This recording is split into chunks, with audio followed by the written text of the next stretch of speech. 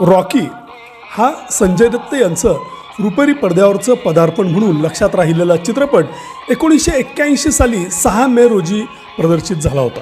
म्हणजे यंदा त्याला 43 वर्ष पूर्ण होत आहेत. सुनील दत्त यांनीच आपल्या मुलाला बॉलिवूडमध्ये प्रस्थापित करण्यासाठी रॉकीची निर्मिती केलेली होती.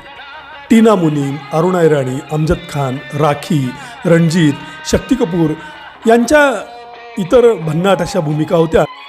अरुणा इराणी यांना या चित्रपटासाठी फिल्मफेअरचं सर्वोत्कृष्ट सहाय्यक अभिनेत्री हे नामांकन मिळालं होतं.